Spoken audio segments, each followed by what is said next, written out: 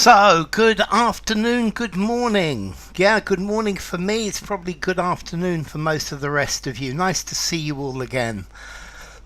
So, let's see. Next stream is on Thursday. Thursday, the 30th of March at 4 p.m. UK time. So, with a bit of luck, we'll be back to a normal schedule. So, hi there to Ronan, to Patricia, to Harry, to Renyard, and I think that's probably it for the moment, and SSV and Lucy as well. Yes, so, okay, let's see, let's get straight down to work then. Okay, it's the multiple choice close. So here we go, and here is the first question. Let's see if I can get this in the right place. Yes. Okay, this is about the myth of the evil stepmother. That stepmothers in stories that they get a bad reputation, but it's not actually true. In the centuries since the Grimm brothers published their fairy tales, fables, myths, allegories, parables, the wicked stepmother was transmuted from stories into real life. Hi Tatiana, great to have you. Okay, so here come the answers. This is wonderful. This one's reasonably easy. Manisco, lovely to have you. Okay, so fairy tales, fables, myths, allegories, parables. Okay, this one looks pretty easy then. We got fairy tales from Vitali, Renyard, Lucy, Tatiana, Patricia, Jack, hi Jack, and Harry.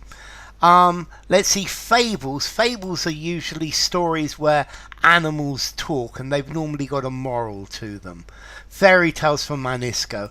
A myth is something that a story that happened a long time ago and it's probably not real.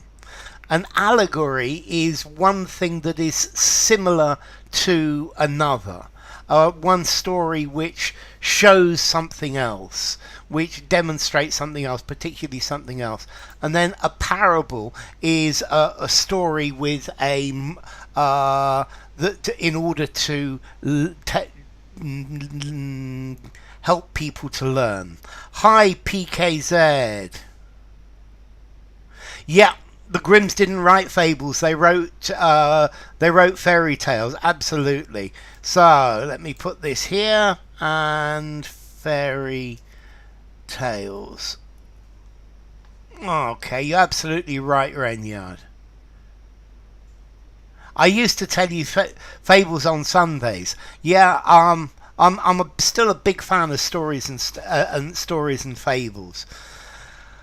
Okay, so let's try the next one then. Let's see if this fits in the box easily. Yeah, 211.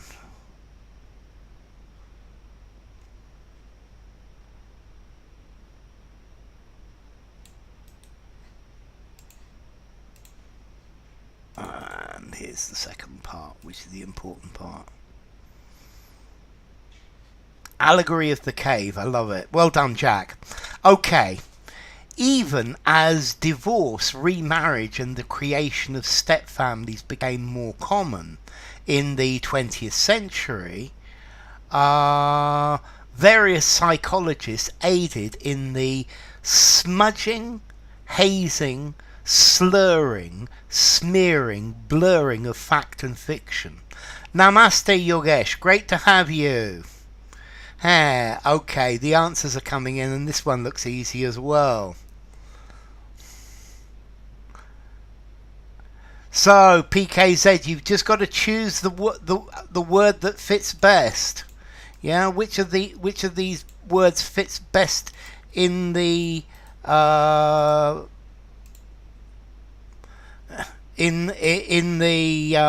sentence. So we've got blurring from Vitali, Jack, Lucy, and Patricia. And from Ronan as well. That's good. So let's see. Let's look at these.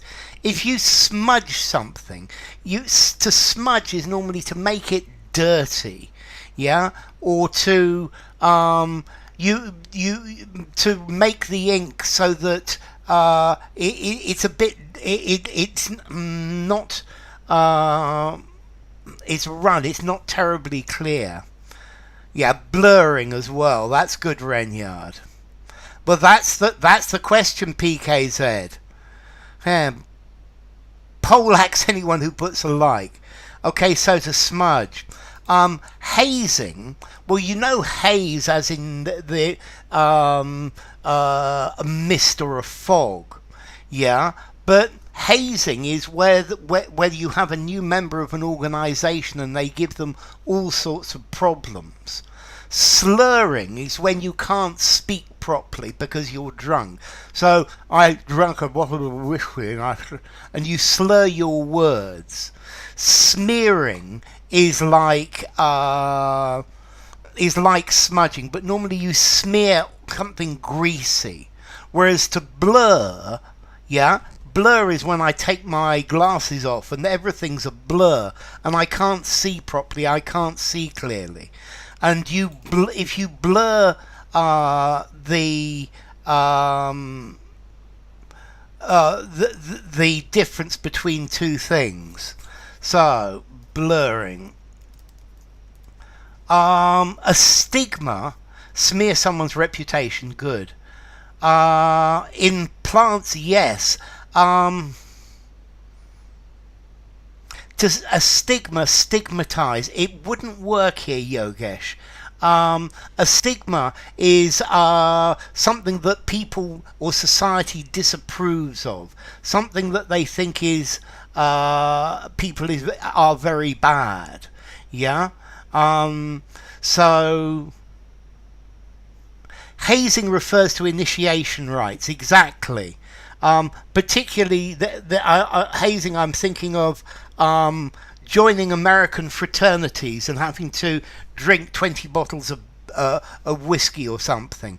Hazing, it's like an initiation rite where they give people problems. To smudge, I got smudges all over my homework. I was slurring my words. I wasn't speaking clearly. And I like Patricia's to smear someone's reputation. My vision is blurred. Yeah, if something's blurred, it's not clear. You're not able to see the differences. And okay, no, this doesn't fit. Okay, they take away the clear difference. They make Renyard, they make the difference between fact and fiction not clear. Yeah. Okay, so you are blurring the difference. For example, to blur the difference between what is right and what is wrong. Yeah. It makes it not clear. Yeah, and psychologists are blurring the difference between what is true and what is not true, and that's the point. Okay, so you can't quite see it. Okay. To smear, to sully, to soil, a smear campaign. I love it, Patricia. Okay, some believe that humans are biologically programmed to protect genetic children. Prior, before, above, sooner, ahead of stepchildren, says Lisa Doodson, a psychologist in stepfamily dynamics, which likely puts the later camp at greater risk of mistreatment. Okay, the latter camp, the stepchildren. So we've got ahead of for Vitali, and ahead for Lucy, ahead of for Renyard, ahead of for Javi, ahead of for Patricia.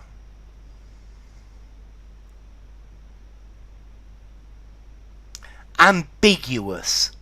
Okay, if something is blurred, it's ambiguous.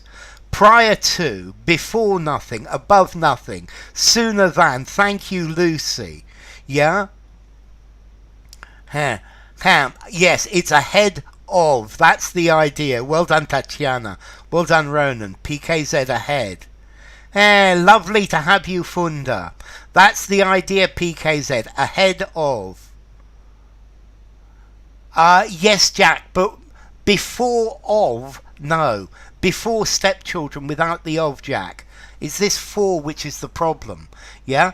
Prior to, before nothing, above nothing, sooner than, ahead of. Ahead's the only one that can fit because it collocates with of.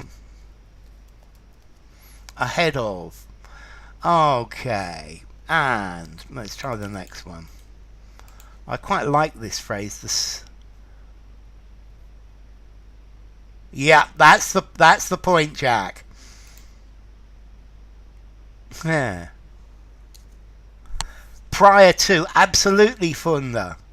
So, in the 1970s, researchers thought, made, came, turned, put up with a name or for instances of step-parent abuse, the Cinderella effect.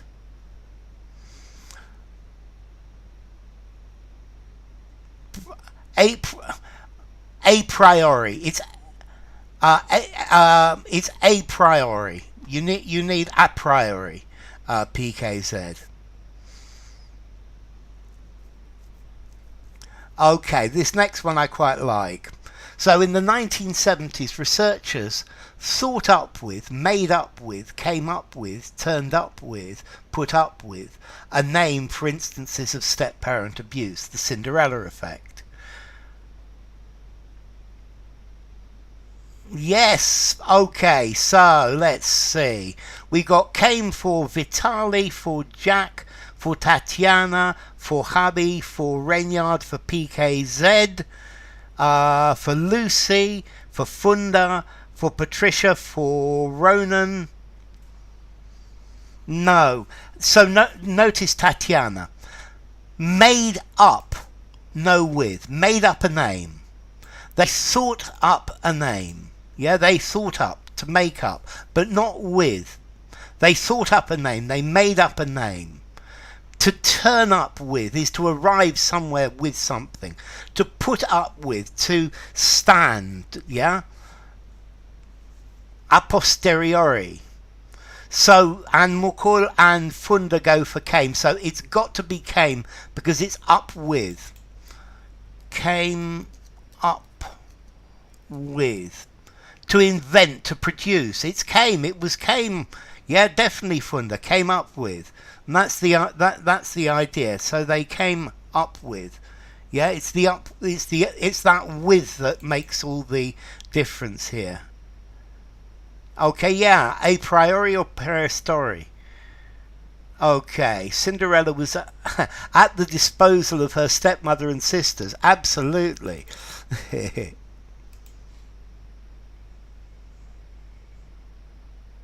You can you make up a lie. Yeah, a lie is made up. But you could come up with a lie as well. Okay, and cut. And a posteriori.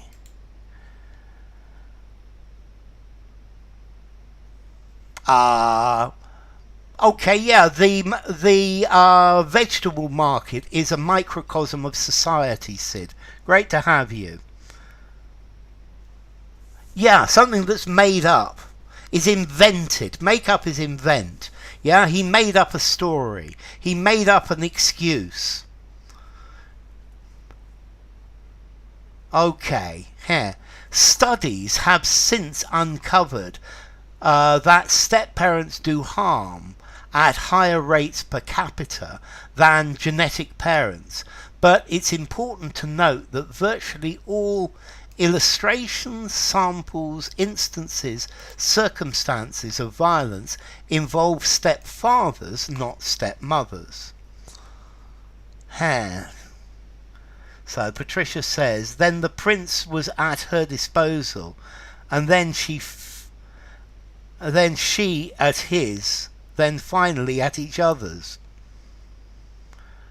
Yeah, that to me looked like Malayalam or Tamil, PKZ. But Jack will tell us exactly what it was. Okay, so let's see. We've got instances from Vitali from Lucy. Okay, we've got instances from Harry, from Jack, from Tatiana, from Patricia, from Sid. Mukul says instances or circumstances, and Renyard goes for instances. Then it's got to be Tamil, Jack. Ronan goes for samples. All anecdotes. An anecdote is a story. Okay, I think this is so. In the instances for PKZ, instances for Funda, samples says Ronan, examples of violence. Examples is a good word, Renyard, because that means instances. An instance of something. What instance? It is when something happens. Yeah. Okay. An illustration is where you is like a picture or a demonstration of something. All samples of violence. A sample is where you take something from a range of things.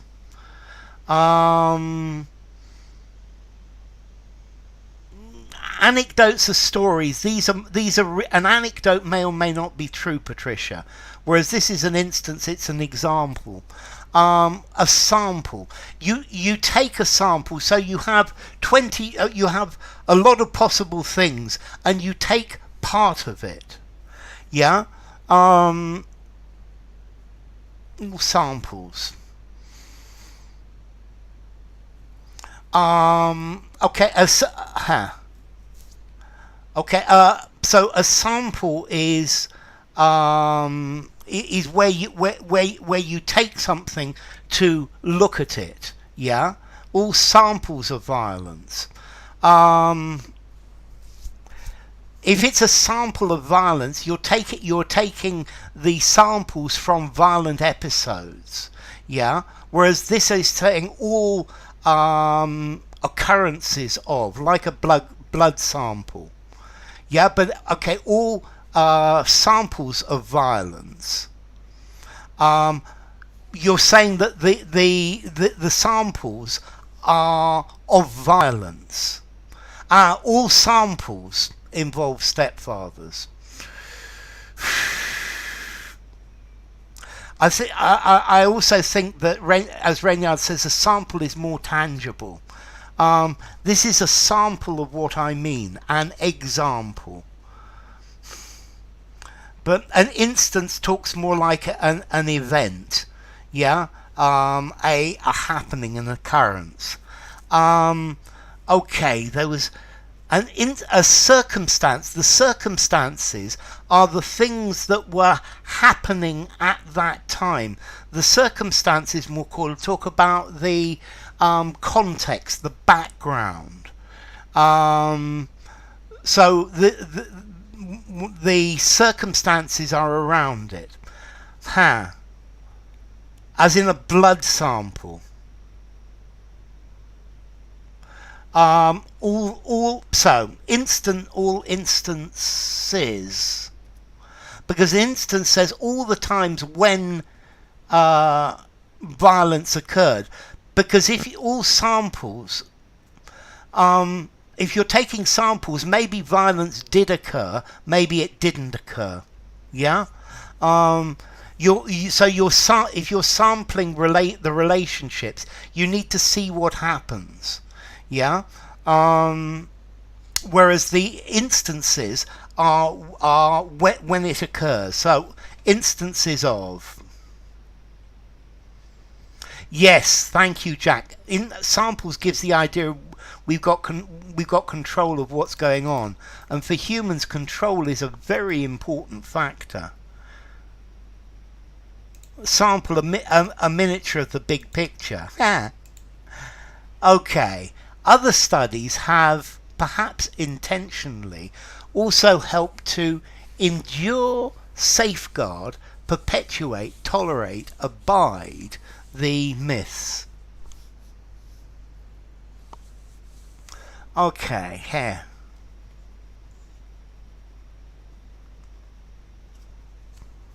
Okay, yeah, so sample is more experimental. I like Vitali's sample you're offered in the supermarket.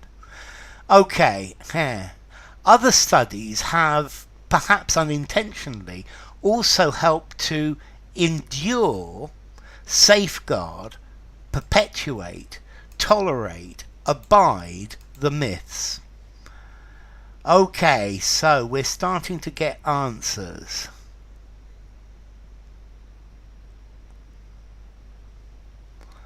Okay. So let me look at endure.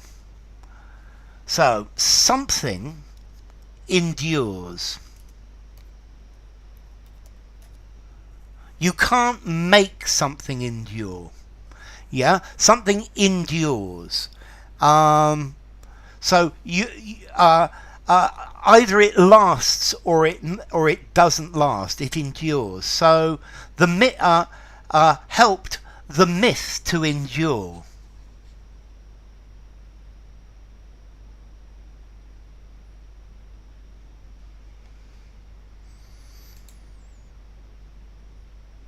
No, so Tatiana, hometown is where you were born and raised. It's not somewhere where you've lived for a long time, because where I live, it's not my hometown.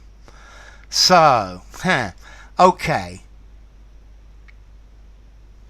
something endures. So the myth endures.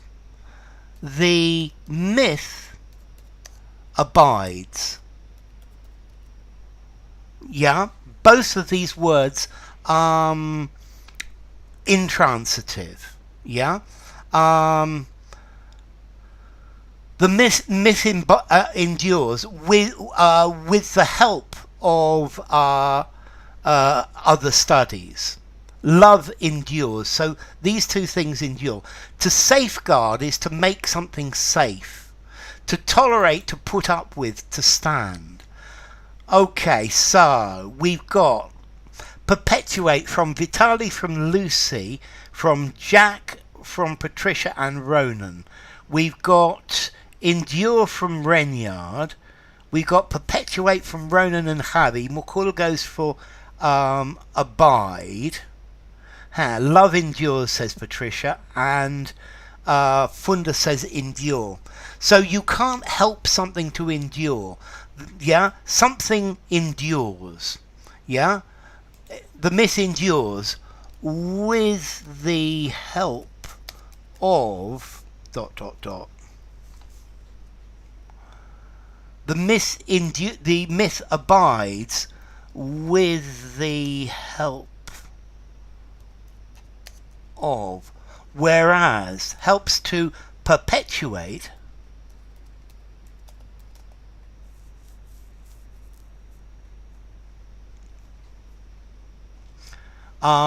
is to make last longer. Okay, so to endure is to last a long time. Something endures. To safeguard, to keep safe. We need to safeguard the our income. To perpetuate, to keep something going. To tolerate, to put up with, to stand.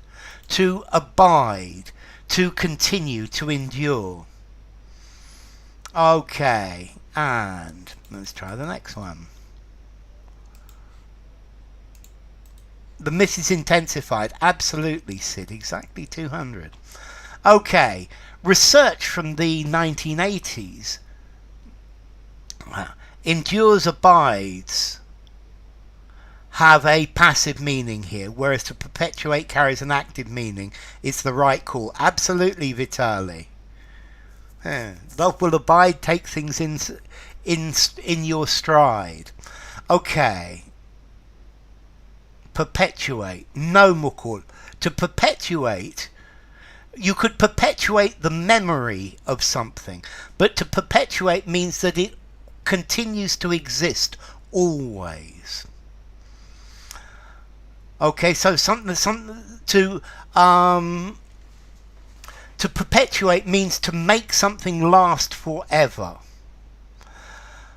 Okay, research from the 1980s showed that stepmothers report feelings closer to their biological children than to stepchildren. Aligned, even, though equally matching when both share a biological father. Perpetuate, cause to continue. Make something continue, make something eternal. Okay, so we're getting answers here. This says, so Vitali goes for even, so does Ronan, so does Lucy, so does Habi, so does Renyard. Perpetuate from perpetual. Yeah, to perpetuate is to make perpetual. Okay. Feel closer to. So Mukul's gone for even. Aligned when. Aligned to me doesn't make sense. Though when. It doesn't make sense again. Equally when both share a biological father. But it's not equal. Okay. Matching. No, it's got to be even. So we got Mukul has gone for even. Jack's gone for even. Patricia's gone for even as well. So E-V-E-N, even. Even when this happens. Okay. Yeah, I have problems finding matching socks. I've got socks of all sorts of different colours, and the socks I'm wearing are not matching. One's red and one's blue. Yeah. Patricia has got a beautiful blue hat and a matching blue handbag and shoes.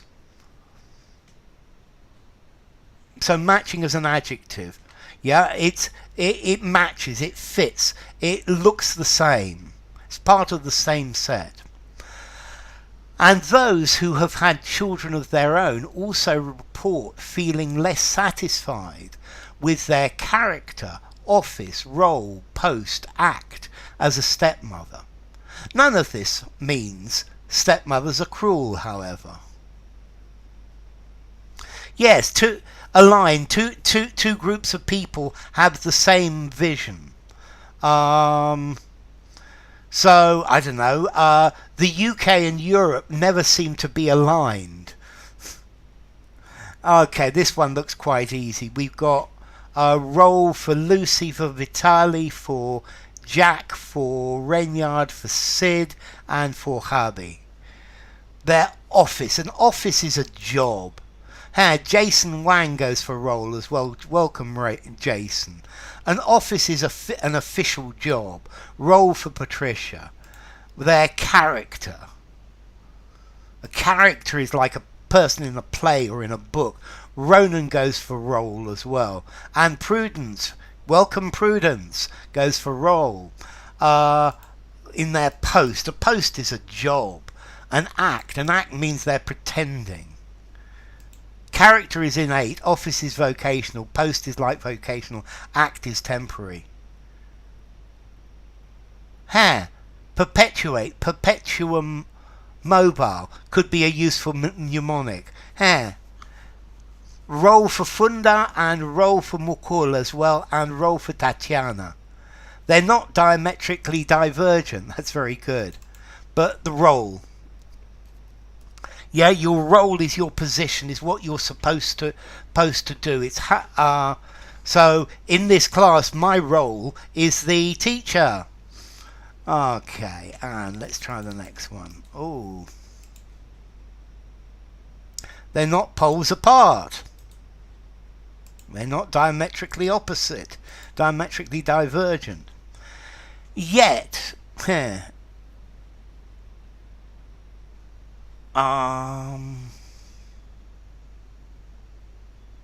I would say in the role of stepmother. Okay, I would say in the role of stepmother. In the role of stepmother.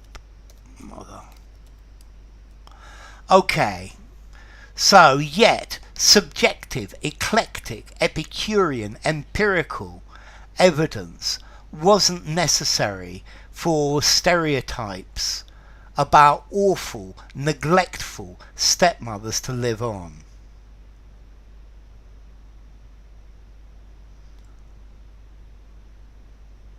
Function, yes, the function of, definitely Patricia, the role of, the function of. So, what about a meaning for eclectic, and what about a meaning for Epicurean? Function of a stepmother, yes it can, Tatiana and Patricia. And hi Nina, great to have you. Jack says empirical. Mukul says subjective. So if something is subjective, it's your opinion, it's what you think, yeah, but it's not necessarily true for other people.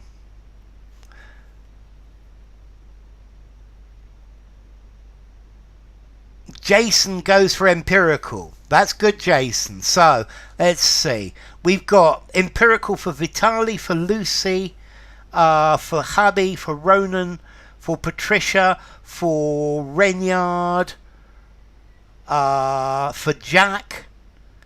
We got subjective for Mukul. Jason goes for empirical.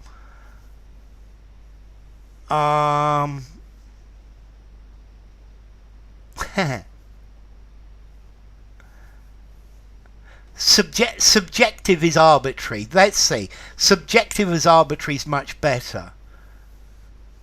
Eclectic, composed of different parts haphazardly. Very good. Coming from widely different places.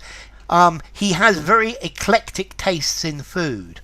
Yeah, from all sorts of different countries. Very good, Renyard.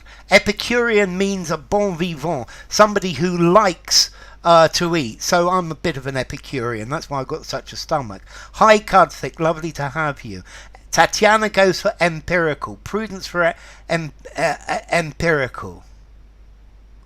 Okay. My Epicurean taste in food means that I want to eat the best. Yeah. I enjoy the good things in life.